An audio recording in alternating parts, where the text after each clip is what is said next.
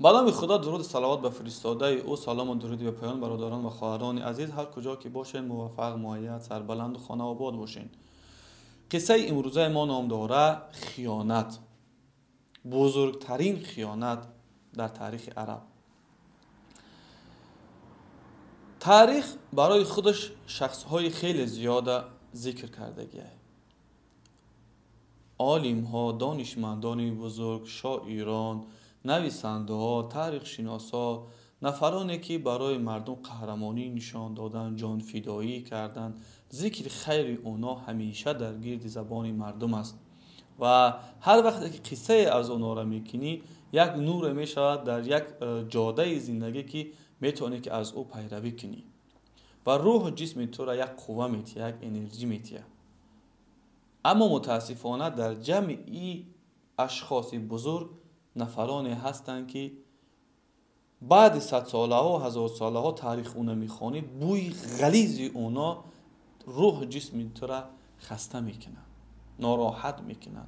اینم باشه فرعون و فرعون صفتان، یا این که اشخاصی خیلی بدی تاریخی هستند که ضررشون برای ملتشون، ضررشون برای مردم و قبیله و ایناشون رسیدگیه.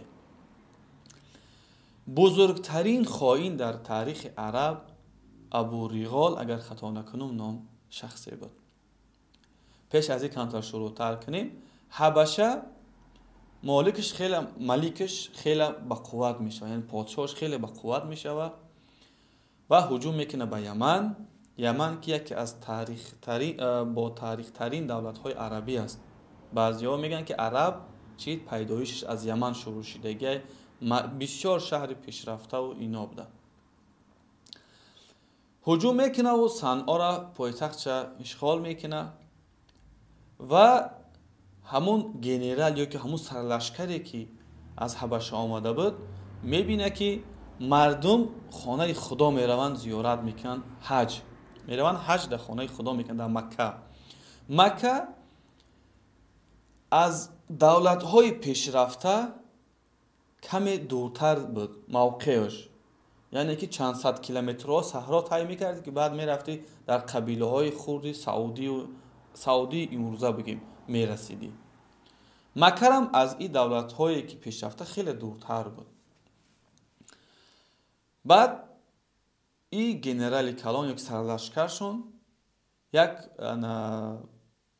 بینوی خیلی بزرگ میکنه از طلا و تمام جواهرات قیمت بها، تا که مردم ایجا بیان حج بکنن، اوجا نرون. وقتی که تمام میشه بینوش میبینه که هیچ که نمیاد ایجا. این گروه انسان ها فکر میکنن که اگر ما شکل تغییر دادیم اعتقاد دیگر میشه و نه، مهم قلب است، مهم اعتقاد است. با تغییر دادن بیناها اعتقادا و محبت و دوست داشتنی ها عوض نمی شود. اینجا فقط به دل، به محبت عوض می شود. المهم قصد میکنه که برم خانه خدا را، یعنی مکه را ویران کنم تا هیچ که از اونجا نرو بکنم بیارم در همین جوان مردم بیان همینجا حج کنن. لشکرش جمع میکنه، اگر خطا نکنم ابراهیم نام داشت یا ابرهه. در صنعا واقعیتا بگیم اگر در باب الیمن میگن، دروازه یمن، در اونجا شروع میکنه که در نزد او الان مسجد معاذ ابن جبل رضی الله تعالی عنه است. در اونجا لشکرش جمع میکنه که با نامی فیل، سالی فیل نام داره، هجوم میکنن به طرف مکه. خب صحراها را طی میکنن، قبیله های سعودی یا که عرب نشین خیلی با اون مبارزه میکنن، پای در پای شکست میخورن، میان تا اونجا میرسن به طائف. طائف قریبی در مکه است. یکی از سردارای قبیله طائف میبروه با ابرهه ملاقات میکنه، میگه ما با شما یکون مشکلی نداریم، اوه که شما میگین در مکه است، پس برای چی خانه ما را ویران میکنیم؟ ما برای شما یک نفر را همراه میکنیم که تا اوجا رفته رسیدن راه برای شما خوب نشان میده، به عذاب و مشقت میری در اوجا میرسیم. ابو ریغال شخص متصدی میشه و که این حبشگی ها را، ابرهه را با تمام لشکرش چیکار کنه؟ مکه ببره. با همون فیل های خیلی بزرگ داشتن، با اونا جنگ میکردن. قصه کوتاه میآیند پیش از اونه که در مکه برسن، طبق روایت ها ابو ریغال به یک کسلی خیلی وزبین گرفتار میشه و به مکه نرسیده از دنیا میگذره.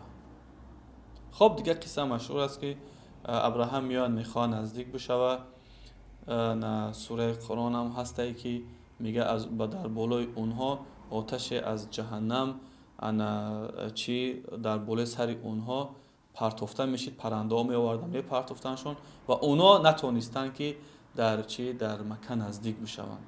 شکست خوردن، پس گشتن رفتن و این قبر چندین ساله ها مردم وقتی به پیشش میگذشتن با او سنگ میزدن. چندین ساله ها تا حتی الان به نام بزرگترین خائنی عرب گفته نامش میبرن. باشد که خداوند همه ما را در امانتداری نسبت ملت و وطن و دین ایمانمان نگه و استوار داشته باشه. سلام علیکم و رحمت الله و برکاته.